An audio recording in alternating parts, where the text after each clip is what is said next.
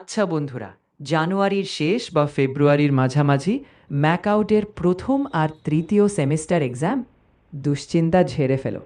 আজ আমরা বলবো কিভাবে বাস্তবসম্মত প্ল্যানে কম সময়ে ভালো প্রিপারেশন নেওয়া যায়। আচ্ছা। তো আমরা যদি ফার্স্ট ইয়ারের কথা ভাবি, ফার্স্ট ইয়ারদের তো ওদের সাবজেক্ট যেগুলো রয়েছে সেগুলো নিয়ে একবার বলো কি কি সাবজেক্ট আছে ফার্স্ট ইয়ার সিএসসি আইটি স্টুডেন্টদের।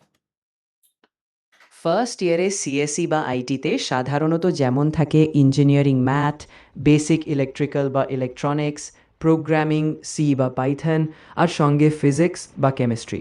এগুলোর জন্য আমরা আগে প্যাটার্ন ধরব আর তারপর ধাপে ধাপে এগোবো। আচ্ছা, ব্যাপারটা হচ্ছে যে ফার্স্ট ইয়ারের যে ফার্স্ট সেমিস্টার রয়েছে সিএসসি যারা, ওদের বেসিক ইলেকট্রিক্যাল ইঞ্জিনিয়ারিং ম্যাথস আর ফিজিক্স এগুলো আছে, আর মেকানিক্যাল ওয়ার্কশপ রয়েছে। এবার আমি এক এক করে আসি। ফার্স্টে ধরো ফিজিক্স। ফিজিক্স তারা কিভাবে প্রিপেয়ার করতে পারে? ফিজিক্সে ধরো মেকানিক্স আছে, অপটিক্স আছে, ইলেকট্রোম্যাগনেটিজম আছে, কোয়ান্টাম মেকানিক্স আছে, স্ট্যাটিস্টিক্যাল মেকানিক্স আছে। তো সেই অনুযায়ী ফিজিক্স সাবজেক্টটাকে কিভাবে প্রিপেয়ার করতে পারে তারা? আমি বলবো ফিজিক্সের ক্ষেত্রে প্রথমে বিগত বছরের প্রশ্নগুলো একটু দেখে নাও, কারণ প্যাটার্ন ধরা পড়ে। মেকানিক্স আর ইলেকট্রোম্যাগনেটিজমে কনসেপ্ট আর সূত্রগুলো বুঝে নিয়ে প্র্যাকটিস করো। অপটিক্সের ডায়াগ্রাম ভালোভাবে আঁকা শিখে রাখো। আর কোয়ান্টাম আর স্ট্যাটিস্টিক্যাল মেকানিক্সের ক্ষেত্রে সহজ ব্যাখ্যা আর শর্ট নোটস বানিয়ে ফেলো। নিয়মিত রিভিশন আর অল্প অল্প করে লেখার অভ্যাস রাখলেই কভার হয়ে যাবে। আচ্ছা, আমার একটা প্রশ্ন যে ম্যাকআউটে যখন ফিজিক্সে যখন কোশ্চেনগুলো আসবে, স্টুডেন্টদের তুমি কি পরামর্শ দেবে? তুমি যদি টিচার হতে তুমি কি পরামর্শ কিভাবে লেখার যাতে তারা ভালো মার্কস পেতে পারে? তো সেইগুলোর কথা একটু ডিসকাস করতে পারো যে কিভাবে তারা লিখবে যখন কোশ্চেন আসবে। ধরো শর্ট কোশ্চেন তো প্রথমে আসবেই, প্লাস 5 নম্বরের প্রশ্ন আছে, 15 নম্বরের প্রশ্ন আছে। এইবার ব্যাপারটা হচ্ছে তারা কিভাবে লিখবে, এক একটা প্রশ্নের জন্য কত পৃষ্ঠা লিখবে। যেহেতু এখন ব্লক করে দেওয়া 24টা পেজে, তো সেই মতো করেই বলো যে কিভাবে তারা লিখবে, লেখার প্যাটার্নটা কি হবে। আমি হলে বলতাম শর্ট প্রশ্নে একদম পয়েন্ট ধরে 1-2 লাইনে সোজাসুজি উত্তর দাও। 5 নাম্বারের প্রশ্নে 7-8 লাইনের মধ্যে গুছিয়ে লিখবে। আর 15 নাম্বারের জন্য ইন্ট্রো, মূল পয়েন্ট আর ছোট একটা কনক্লুশন রাখবে। মাঝে মধ্যে সাব হেডিং, ডায়াগ্রাম দিলেই ভালো হয়। আর পৃষ্ঠার সীমা মাথায় রেখে কিন্তু পরিষ্কার, সংক্ষেপ আর গুছানো লেখা, এটাই হবে সোনার চাবি। গ্রেট। আর যেটা বলার যে ফিজিক্সে কোন কোন চ্যাপ্টারগুলো ইম্পর্টেন্স প্রায়োরিটি পাবে? ধরো ম্যাথসের ক্ষেত্রে কেমন কোন কোন চ্যাপ্টারগুলো প্রায়োরিটি পাবে? এই যে কটা চ্যাপ্টার আমি বললাম, mechanics, optics, electromagnetism, dielectric, magnetic properties of materials, quantum mechanics, statistical mechanics, এগুলোর মধ্যে কোন কোন চ্যাপ্টারগুলো থেকে থিওরিটিক্যাল প্রশ্ন আসতে পারে আর কোনগুলো থেকে নুমেরিক্যাল আসতে পারে? কোন চ্যাপ্টারটি ইম্পর্টেন্স দিয়ে পড়তে হবে? দেখ, সাধারণত মেকানিক্স আর ইলেকট্রোম্যাগনেটিজম থেকে বেশ নিউমেরিক্যাল আসার প্রবণতা থাকে। অপটিক্সে থিওরি আর ডায়াগ্রাম বেশ গুরুত্বপূর্ণ। কোয়ান্টাম মেকানিক্স আর স্ট্যাটিস্টিক্যাল মেকানিক্স বেশিরভাগ সময় থিওরিটিক্যাল প্রশ্নে আসতে পারে। আর মেটেরিয়ালের ম্যাগনেটিক প্রপার্টিজও থিওরি থেকে আসে। তাই আগে নিউমেরিক্যালের জন্য মেকানিক্স আর ইলেকট্রোম্যাগনেটিজম, আর থিওরির জন্য অপটিক্স, কোয়ান্টাম আর ম্যাগনেটিক মেটেরিয়ালকে একটু বেশি গুরুত্ব দিতে বলবো। গ্রেট। আচ্ছা, আহ, ঠিক আছে, তাহলে পরে আমরা ফিজিক্স নিয়ে আবার নতুন কিছু বানাবো ভিডিও। এবার যেটা প্রশ্ন যে বেসিক ইলেকট্রিক্যাল ইঞ্জিনিয়ারিং সাবজেক্টটাকে কিভাবে পড়তে হবে? কারণ এই সাবজেক্টটাতে আমি বলে দিচ্ছি কি কি চ্যাপ্টার রয়েছে। ডিসি সার্কিট রয়েছে, এসি সার্কিট রয়েছে, ট্রান্সফরমার আছে, electrical machines, power converter, electrical installation রয়েছে। তো এই যে সাবজেক্টগুলো টোটাল একটা সাবজেক্টের মধ্যে টোটাল 6টা চ্যাপ্টার রয়েছে। DC circuit, AC circuit, transformer, electrical machines, power converter আর ইলেকট্রিক্যাল ইনস্টলেশন। ব্যাপারটা হচ্ছে এই সাবজেক্টটাকে কিভাবে পড়তে হবে ছাত্রছাত্রীদের, আর তারা কিভাবে প্রিপেয়ার হবে এই সাবজেক্টটার জন্য ফর এক্সাম। এই সাবজেক্টে প্রথমে ডিসি আর এসি সার্কিট দিয়ে শুরু করবে, কারণ এগুলো বেসিক। সার্কিটের থিওরি আর নিউমেরিক্যাল দুটোই প্র্যাকটিস করবে। ট্রান্সফরমার আর ইলেকট্রিক্যাল মেশিনে ফাংশন আর ব্লক ডায়াগ্রাম ভালোভাবে বুঝে নেবে। পাওয়ার কনভার্টার আর ইনস্টলেশনে থিওরি প্রশ্ন বেশি আসে, তাই সংক্ষেপে কনসেপ্ট ক্লিয়ার রাখবে। সব শেষে বিগত বছরের প্রশ্ন দেখে প্যাটার্ন বুঝে নিলে ছাত্রছাত্রীরা আত্মবিশ্বাসী হবে আর ভালো মার্কস পাবে। আচ্ছা, বেসিক ইলেকট্রিক্যাল ইঞ্জিনিয়ারিং সাবজেক্টের ব্যাপারটা কি? যদি আমাকে খুব সংক্ষেপে বলতে হয়, এটা কেন পড়তে হয়, এটা কি কাজে লাগে, ঠিক আছে, এর ইম্পর্টেন্স কি, আমরা রিয়েল লাইফে কি কি দেখতে পাচ্ছি এই সাবজেক্টটার উপরে, সেগুলো একটু বলো। বেসিক ইলেকট্রিক্যাল ইঞ্জিনিয়ারিং আসলে আমাদের চারপাশের সব ইলেকট্রিক্যাল সিস্টেমের মূল ভিত্তি। এটা না জানলে আমরা সার্কিট, পাওয়ার কিংবা ইলেকট্রিক্যাল ডিভাইসের কাজ বোঝাই কঠিন। রিয়েল লাইফে যে কোনো electrical device, fan, light, transformer, motor, এগুলোর কাজের ব্যাকরণ এখান থেকেই আসে। তাই এটা শেখা মানে আধুনিক প্রযুক্তির মূলে একটা শক্তিশালী ধারণা গড়ে তোলা। গ্রেট।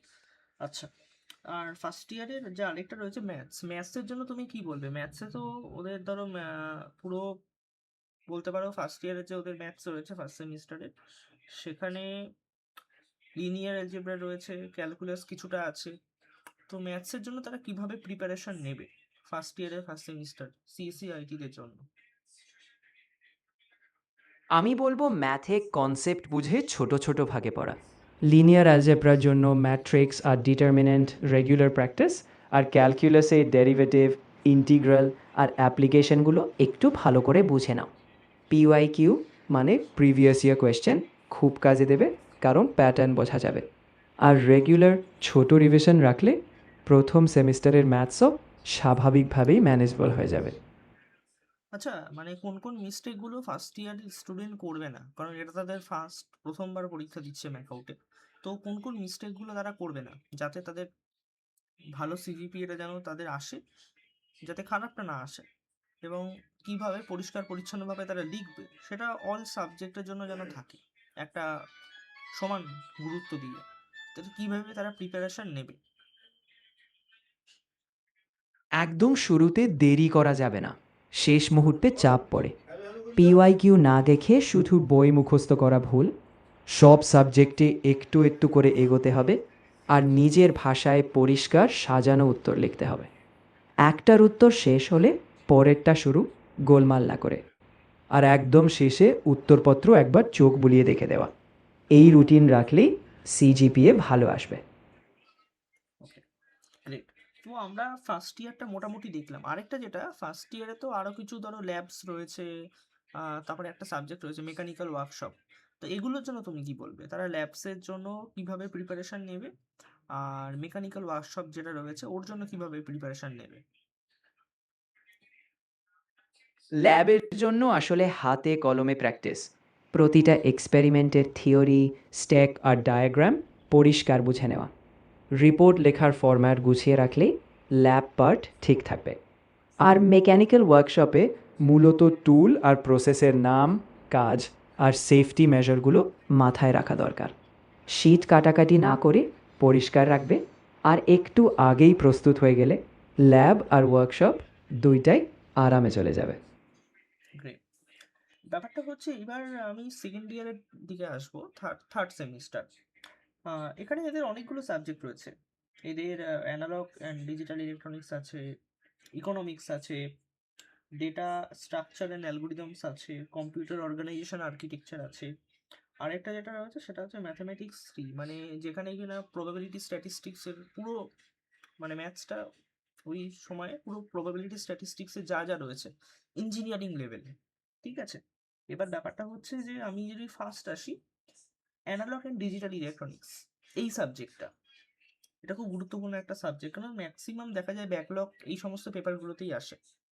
ব্যাপারটা হচ্ছে অ্যানালগ ইলেকট্রনিক্সের মধ্যে অনেক কিছু রয়েছে, অ্যাম্প্লিফায়ার, নাম্বার সিস্টেম, ঠিক আছে, কোডস রয়েছে, Boolean algebra, logic gate, K map, তারপরে কম্বিনেশনাল সার্কিট, অ্যারিথমেটিক সার্কিট রয়েছে, তারপরে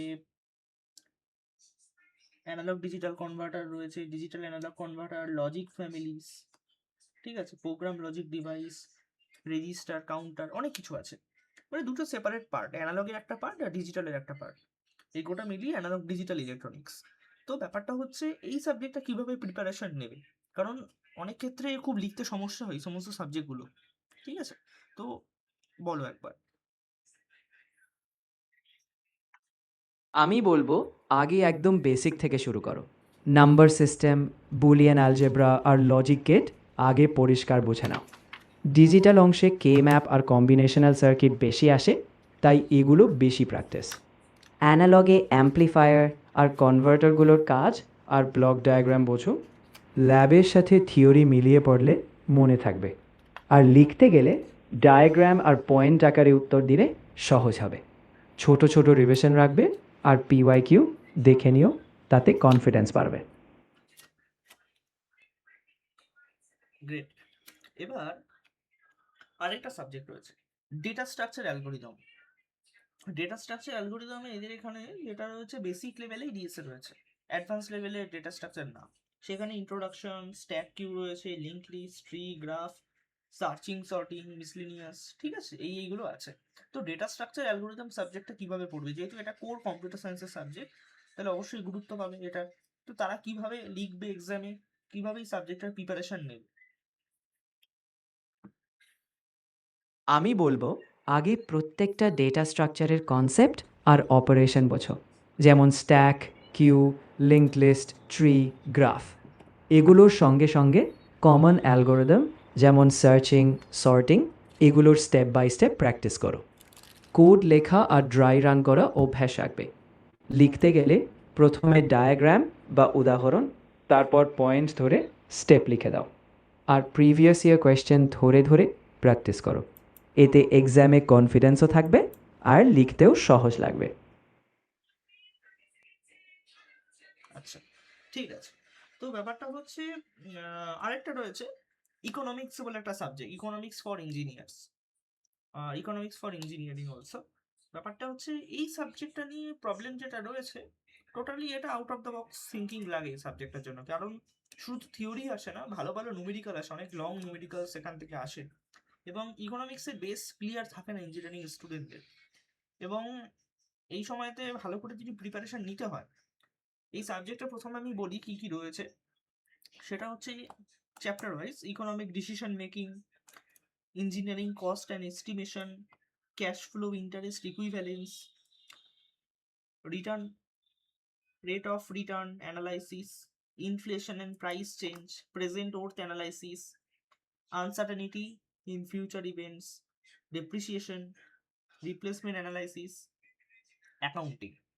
তো এটা একটা বড় সাবজেক্ট ইকোনমিক্স। এই সাবজেক্টটাকে কিভাবে প্রিপেয়ার করবে, এবং আমি এটুকু জানতে চাই যে ইকোনমিক্স আমাদের কিভাবে হেল্প করছে, এবং ছাত্রছাত্রীরা কিভাবে এই সাবজেক্টটা আমরা ইজিলি অ্যাটেন্ড করতে পারবে এক্সামে। ইকোনমিক্স সাবজেক্টটার বোল্ডার ভাবটা জেরে আগে প্রতিটা কনসেপ্ট ছোট ছোট উদাহরণ দিয়ে বোঝার চেষ্টা করা। যেমন ক্যাশ ফ্লো মানে ঠিক কী, বা ডিপ্রিসিয়েশনের ব্যবহার কোথায়। নিউমেরিক্যালের ফর্মুলা আর স্টেপ ভালো করে প্র্যাকটিস করতে হবে। ইকোনমিক্স আসলে বাস্তব জীবনে সিদ্ধান্ত নেওয়া, যেমন বাজেট, বিনিয়োগ, দাম বদল, এসব বোঝায়, তাই কাজে লাগবে। এক্সামের জন্য ডায়াগ্রাম, পয়েন্ট আর শর্ট স্টেপ ধরে উত্তর লিখবে। প্রিভিয়াস ইয়ার কোয়েশ্চেন ধরে প্র্যাকটিস করলে আত্মবিশ্বাস বাড়বে আর এক্সামেও মাথা ঠান্ডা থাকবে।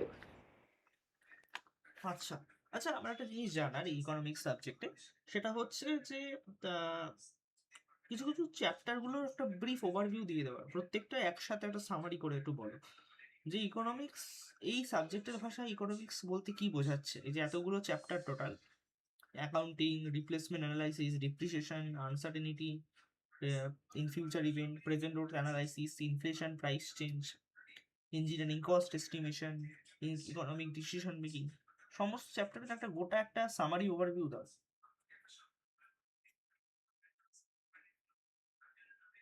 এই ইকোনমিক্স আসলে বলছে কিভাবে সিদ্ধান্ত নেব। ইকোনমিক ডিসিশন মেকিং মানে কিভাবে আমরা বেছে নিই, কস্ট আর এস্টিমেশনে দেখি খরচ কত হতে পারে, ক্যাশ ফ্লো আর ইন্টারেস্টে বুঝি টাকা সময়ের সঙ্গে কিভাবে বদলায়, রিটার্ন অ্যানালাইসিস বলে লাভ কত, ইনফ্লেশন আর প্রাইস চেঞ্জে বুঝি দাম কেমন পাল্টায়, প্রেজেন্ট ওয়ার্থ দেখে আজকের মূল্যে ভবিষ্যতের মূল্যায়ন, আনসার্টেনিটি মানে অনিশ্চয়তা, ডিপ্রিসিয়েশন বলছে কিছুর মান কমা, রিপ্লেসমেন্ট মানে কবে বদলাম, আর অ্যাকাউন্টিং সব হিসেব রাখা। সব মিলিয়ে এটা আমাদের শেখায় কিভাবে বাস্তব সমস্যায় সিদ্ধান্ত নেব। আচ্ছা, ঠিক আছে। আহ, যেটা বলার যে নুমেরিক্যালের জন্য কোন কোন চ্যাপ্টারগুলো তারা পড়বে এখান থেকে, নুমেরিক্যাল যদি প্রিপেয়ার ভালো করতে হয়? আমি হলে বলতাম cash flow, interest equivalence, rate of return, present worth analysis আর ডিপ্রিসিয়েশন, এই চ্যাপ্টারগুলোতে বেশিরভাগ নিউমেরিক্যাল আসে। এই চ্যাপ্টারগুলোতে ফর্মুলা আর স্টেপ ভালো করে প্র্যাকটিস করলে নিউমেরিক্যাল প্রশ্ন সহজ হয়ে যাবে। তাই এগুলোর ওপর বেশি ফোকাস দাও, আর এগুলোই আগে আগে ভালোভাবে আয়ত্ত করো। আরেকটা সাবজেক্ট রয়েছে computer organisation and architecture, CO. ঠিক আছে, এবার এর মধ্যে ইন্ট্রোডাকশন রয়েছে computer arithmetic, instruction set, memory organisation, control unit, bus structure, input output organisation, এগুলো আছে। এই সাবজেক্টটাকে কিভাবে প্রিপেয়ার করবে? আর কম্পিউটার অর্গানাইজেশন সাবজেক্টটা আসলে বলতে কি বোঝায়, কিভাবে ছাত্রছাত্রীরা এর অ্যান্সার লিখবে এক্সামে, ঠিক আছে, কেমন ধরনের প্রশ্ন এখান থেকে আসে? কম্পিউটার অর্গানাইজেশন মানে কম্পিউটারের ভেতরের কাঠামো, যেমন হিসাব কিভাবে হয়, মেমোরি আর কন্ট্রোল কিভাবে কাজ করে। আগে প্রতিটা অংশের ব্লক ডায়াগ্রাম আর ফাংশন বোঝো। অ্যারিথমেটিক আর মেমোরি অপটিমাইজেশনের নিউমেরিক্যাল আসে, তাই প্র্যাকটিস করো। লিখতে গেলে ছোট ছোট ডায়াগ্রাম, পয়েন্ট ধরে ব্যাখ্যা আর উদাহরণ দিলে ভালো নম্বর পাওয়া যায়। আর কোয়েশ্চেন প্যাটার্ন দেখতে পিওয়াইকিউ মেনে চলো, তাতে প্রস্তুতি অনেক সহজ হবে। আচ্ছা, তো আজকের পডকাস্টটা আমি এখানেই শেষ করব। তাহলে একটা আউটরো দিয়ে শেষ করো ব্যাপারটা হচ্ছে, এবং ছাত্রছাত্রীদের এক্সামের জন্য তুমি কি বলতে চাও, লাস্ট ফাইনালি যদি কোনো অ্যাডভাইস দিতে চাও, এবং শেষে একটা আউটরো দিয়ে দিতে পারো। সবাইকে আমি বলবো এক্সামের জন্য প্যাটার্ন বুঝে ছোট ছোট টার্গেট নিয়ে নিয়মিত প্র্যাকটিস আর নিজের ভাষায় পরিষ্কারভাবে উত্তর লিখতে থাকো। ভুল করে লাস্ট মিনিট চাপ নিও না, আত্মবিশ্বাস রাখো, আর তোমার প্রচেষ্টা নিজেই ফল দেবে। আর এই ছিল আজকের পর্ব। সবাইকে শুভেচ্ছা, আর আমরা আবার দেখা করব।